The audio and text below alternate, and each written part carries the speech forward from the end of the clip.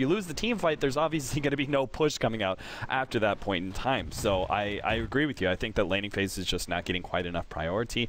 SvG Gaming have a chance of being able to basically win one lane, draw even on the middle lane, and then lose another. And that's at best, I think.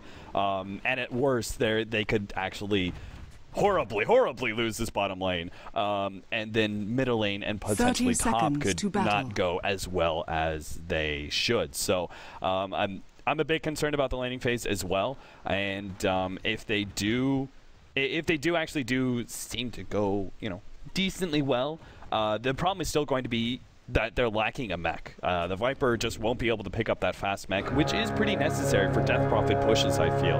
And I almost want to say, like, maybe the Bristleback should try and farm up a mech instead. And we have the Viper going straight in for, you know, basic upgraded boots, Ring of Aquila, and then maybe straight into an Aghanims at that point in time, and just skip over the mech due to the fact that your laning phase is going to be so poor.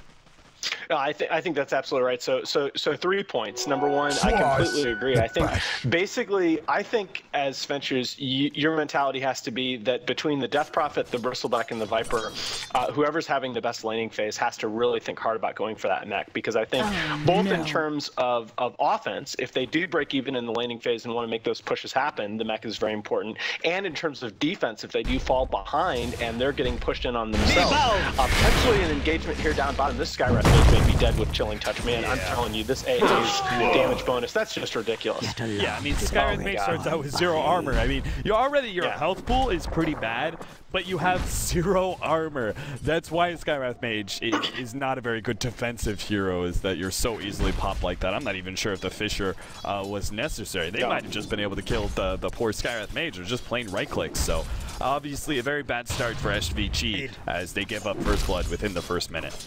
Yeah, that Chilling Touch in that situation is just devastating. Skywrath actually has one of the worst starting armors in the game.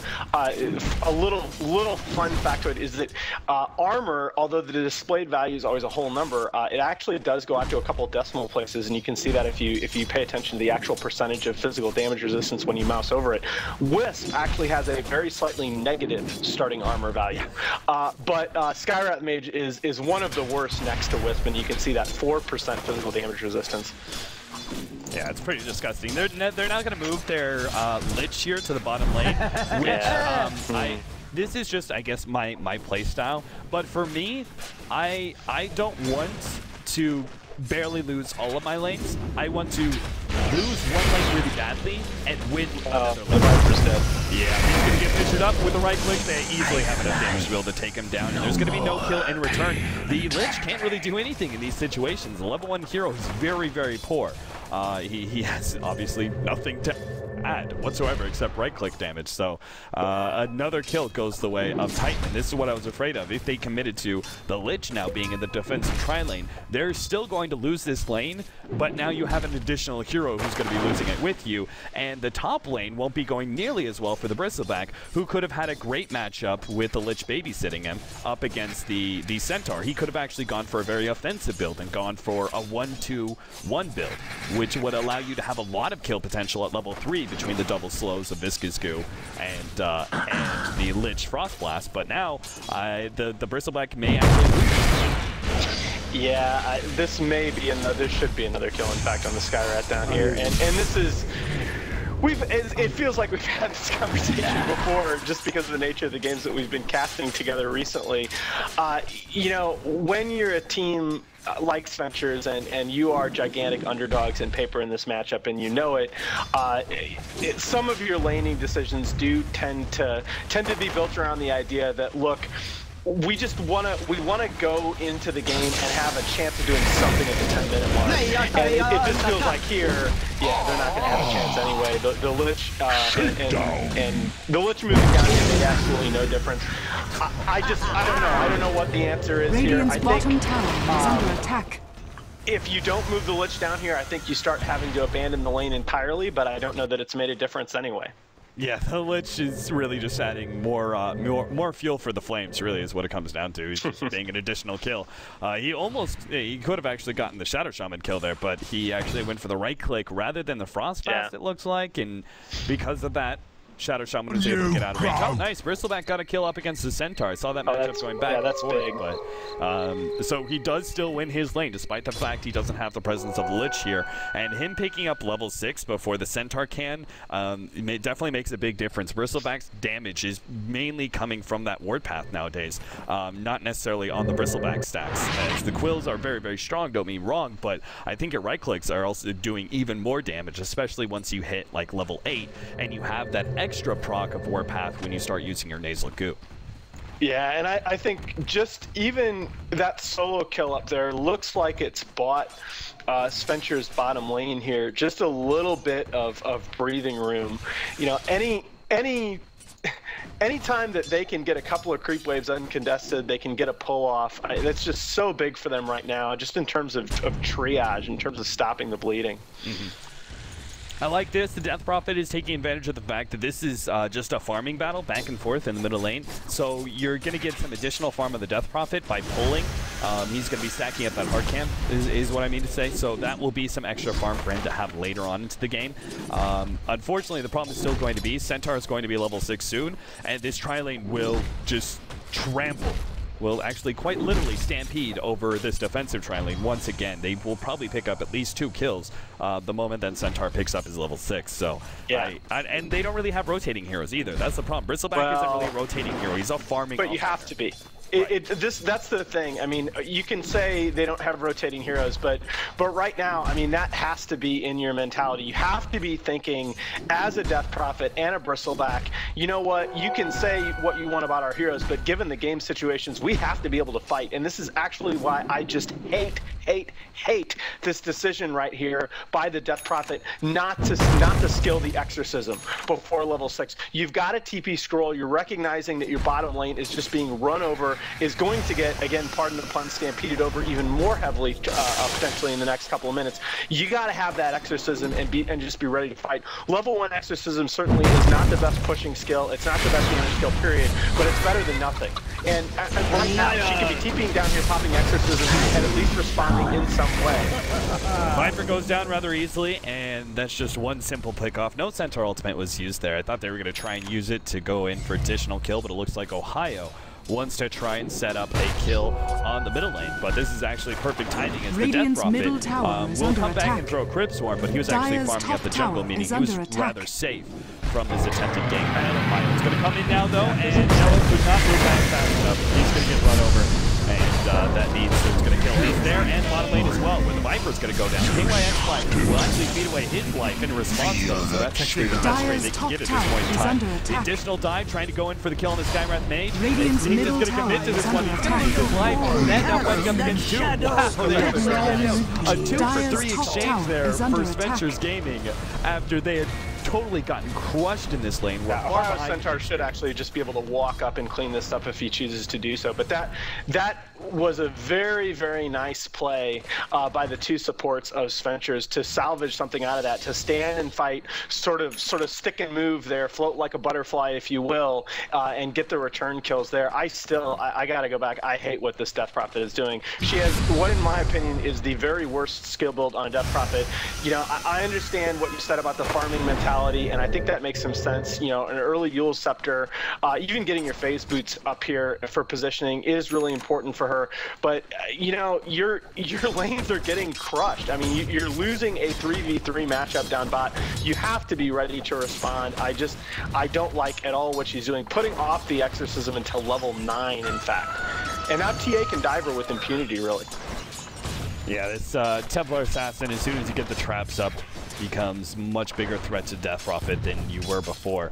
So I like the fact that she's sitting back and doing the whole stacking and everything else, but I do agree that at the very least, even if you want to try and go for more of the farming build, you should at least have a teleport, because oftentimes just having a teleport, you can see the opportunities to farm more because you're getting hero kills rather than CS. Middle lane's going to go down as Death Prophet gets stampeded, and from the 3 heroes of Net, well, Net's actually going to fall as Lich commits a full-on ultimate to get this kill. Oh no, he's not going to get it! Charges. Best item in the game, folks. Oh dear. Top lane.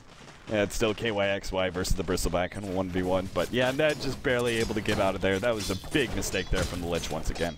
Yeah, and I'm actually gonna go ahead and call this mistake number 2. I don't mind Vanguard on Bristleback, actually. I mean, Vanguard obviously is everybody's favorite redheaded stepchild whipping boy as an item. But I don't mind it on Bristleback. I mind it here, though. I think you gotta go on Mech. KYXY is gonna be taken down. At the same time, the bottom lane, we did have the Viper who went down. So at least it's a trade in some regard. That actually puts Skywrath Mage a bit higher experience. He's already had his level 6, so that's actually pretty decent for them. I was concerned that these supports were going to be super underleveled, but between having a Lich in general, but also the fact, well, the dive in middle lane, Yamate's committing here to the kill onto the Death Prophet, but he's going to be pushed back out as the Lich and the Death Prophet return fire. They're going to continue to try and go for the kill here. The next Equip Swarm goes out, but they don't have enough to be able to finish off Yamate. As Refraction comes back up, he's going to be fine. I actually really like the way that SvG's supports have played in the last couple of minutes. I mean, yeah, they've been in a very, very difficult situation, and they've done a very good job having a presence on the map. It's hard to do. Another Stampede goes out, and if they just get a little bit of damage onto this Death Prophet, she will shatter there. KYXY committing the Echo Slam, but it's not going to be enough. He's going to be forced back once again. Slow's going to hit him from the Skywrath Mage. Don't think they'll be able to get that kill. He's already out, though. A plus to the Bristleback, though, committing to taking the top Tier 1 tower. I think that was something that a lot of Bristlebacks just aren't being picked up enough for, but also when I see the Bristleback playing, they don't really start targeting the tower early on, but a tower taken by 9 minutes in is very good timing for Bristle. One thing he's missing, though, no levels of Nasal Goo, even though he's on a 1v1 matchup. If you're against a defensive tri-lane, I can understand if you go totally 0-4-4, but at this point, you should have a should get a kill on the Centaur down here. This is a very, very nice thing. Oh, he's able to just barely just short on the damage. I thought they were going to have enough damage to kill him off, but yeah, Centaur with that 3.8 per level strength gain, he's a very, very tanky hero. Oh, this is too late to be popping the Exorcism, or is it? He actually gets the kill. Oh man, I thought Death Prophet was going to just die before the Exorcism was able to do much, but Radiant's top tower is under attack. Is that playing against the TA as a Death Prophet, you have to have that Exorcism as dive protection for you. It at least makes her think twice about diving in, and you may actually get a nice return kill there. I really do, and again, guys, I can see the Twitch chat now, like people are going to erupt in about a couple of seconds when the Earthshaker misses his Echo Slam mid there. I don't mind Titan playing hyper-aggressively here, trying to leverage the advantage that they had. I think they're sending 4 heroes down to take the spot tower, and that's great, but I actually think SvG's is playing very nicely to just kind of keep themselves in this game. This game could be over right now. Easily. Yeah, it easily could, but they're actually making some ways back into a Tier 1 tower. It's going to go down the bottom lane, but remember that's still offset by the fact that Bristleback was able to take that top tower so early on, so it's not even a lead necessarily for Titan that they claim with that tower kill. They're going to drop back down in gold lead a bit more, but they're still only keeping about a 500 to 1,000 gold lead at any point in time. And SvG's, especially after that kill solo on the Templar Assassin in the mid lane, is actually now ahead in experience. Drum pickup from the Templar Assassin, but we're going to see SvG running into Titan here. Two-man Ancient Apparition, just one actually, as it hits the Bristleback. Ultimate being fitted on both sides there. SvG just got to get out of here, I think. Skywrath Mage going to be gone on by Yamate, grab the haste route, and that is going to be the only kill, I think, for Titan. SvG got to be happy with that exchange, maybe even more. Centaur coming in. He doesn't have his ultimate, but an excellent watch. Bristleback walked to the side. He's going to be taken down. Well, the Templar Assassin commits to the Death Prophet, and now the Lich kill as well. Chain Cross goes out, but it's not going to be enough to get any kills here. And a triple kill, what should have been just a very simple fight of skills back and forth. That haste route made all the difference in the world. You know what, to me it wasn't even a haste route, it was the fact that SvG just had the wrong mentality there. I mean, they've been playing very nicely for the last couple of minutes in terms of their decision making and their support positioning to give themselves a chance. You can't do that. You've got to keep in your head, you are still behind in the game. Titan just came over that ramp, that upper Radiant Forest ramp there. They dropped the Fissure in the wards. They've committed their abilities. Back off. There's nothing that says that you have to contest that fight if you're SvG's. You know that you're down in the game. And that's kind of the problem, is that, you know, when you lose the laning phase like like they did, you're kind of playing with fire. You know, they had to play so well just to kind of not get snowballed on. You make one bad decision there, committing to a fight in a bad position, and all of a sudden the advantage that Titan has, I mean, just look at the gold graph, right? All of a sudden after that one bad engagement, the advantage that Titan has accumulated in this game is just huge after Spencer's had almost clawed their way back. Mm-hmm.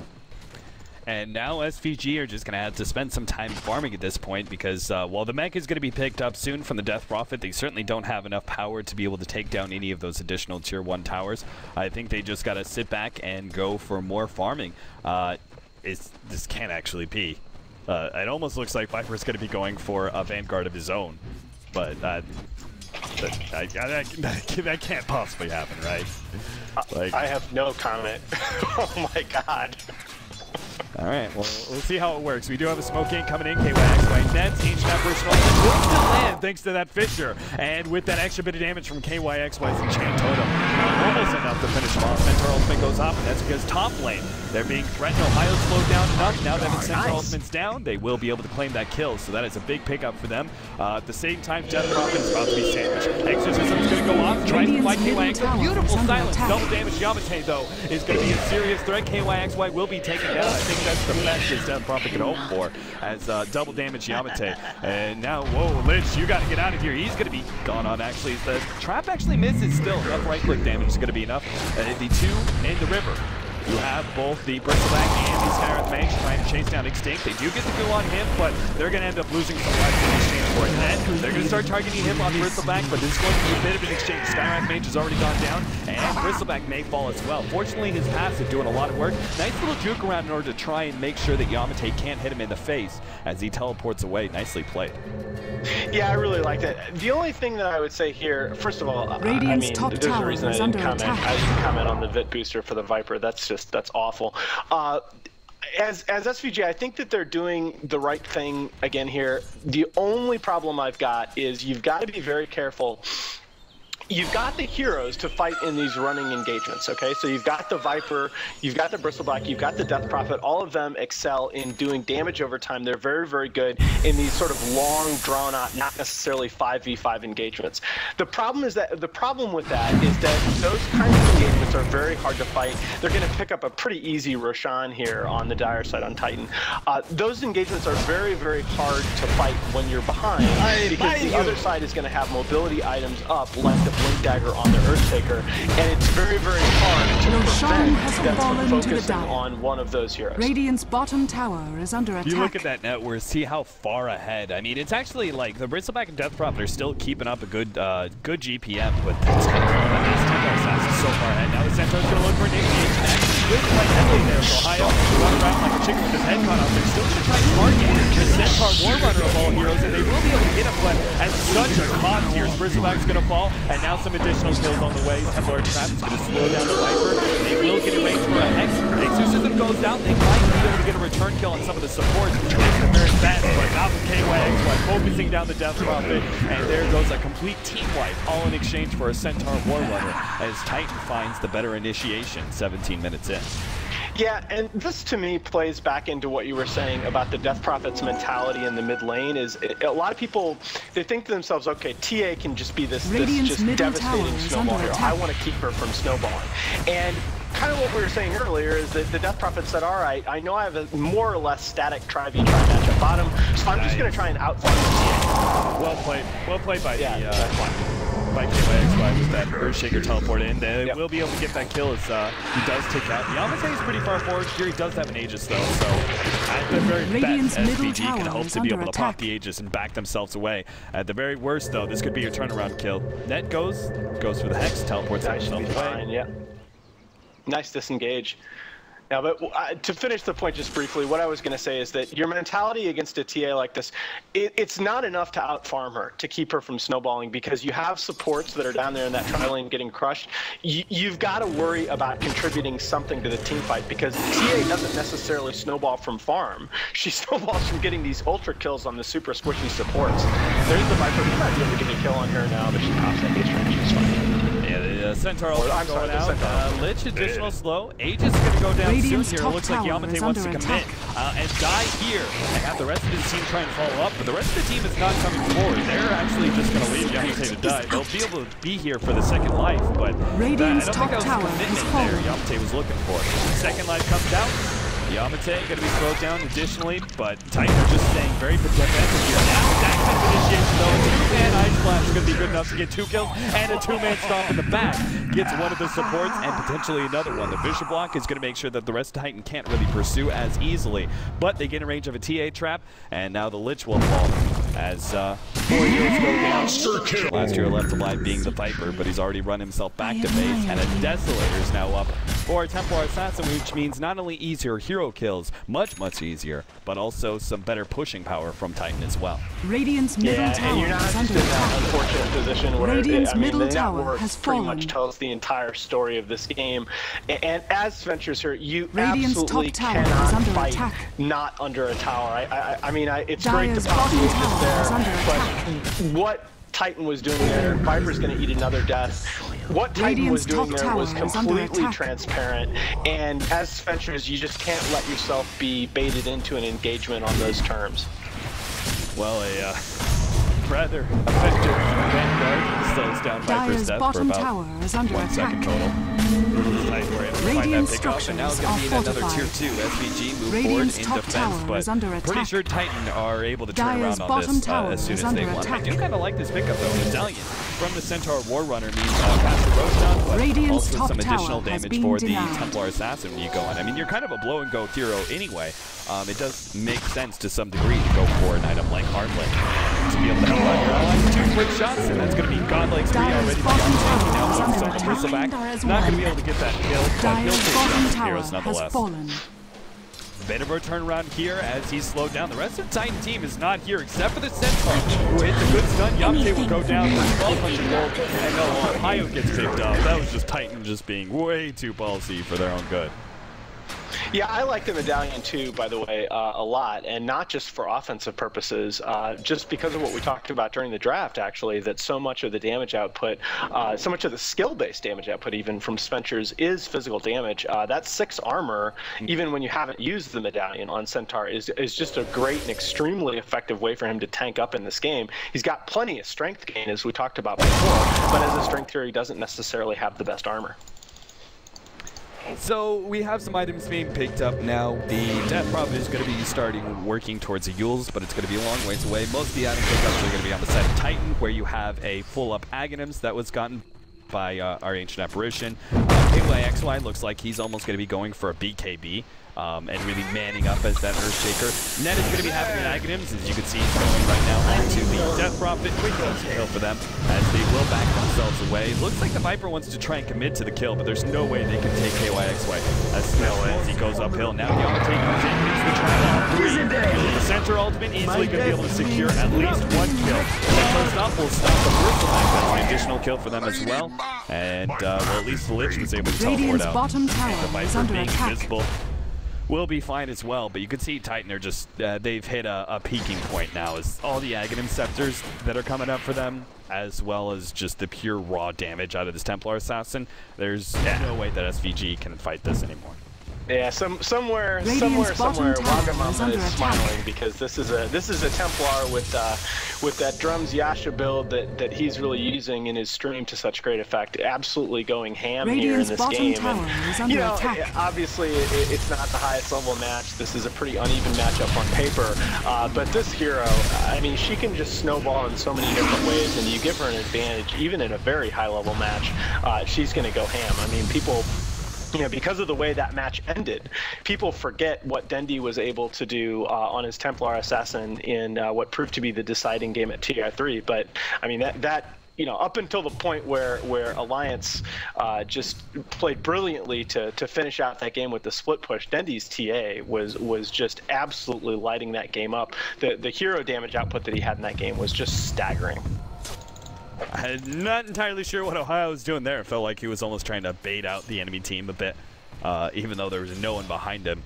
but it looks like the Titan crew are now going to be going for a push in the bottom lane, taking out that tier 2. They're going to commit to a kill here on the top. Not even necessary, actually. Right click will be able to finish him off, or just the Ice Blast over the top will secure the kill. And the Death Prophet down for 45 seconds means maybe even with the additional kill of the Bristleback, it's going to be a very, very easy uphill battle for Titan. Net able to survive just barely through that Skywrath Mage ultimate. KYXY is going to be kited around rather heavily here and may fall unless he gets some sort of initiation here from the Centaur. KYXY does get right click down. At the same time, Templar Assassin's coming in from behind, already taking out one support. Going to kill the Viper as well. Chain Frost is going to bounce around a bit, but it's only going to stop them so much as Yamate now slowing the Lich.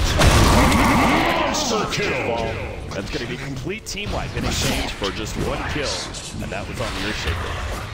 Yeah, and despite the KDs, if you look at them, Skyround 3 and 10 and Lich 1 and 8, I actually think that the support team played pretty well in this game. It was really their cores that I think made some key mistakes, got out of position. And again, when you draft like that and give yourself a disadvantage in the winning phase against the superior team, game is hard, folks, but not a bad match, and I understand that we still have some more coming up today. Yes, we do. We will have, now jumping into the MSI Beat It Global, we have to cover the European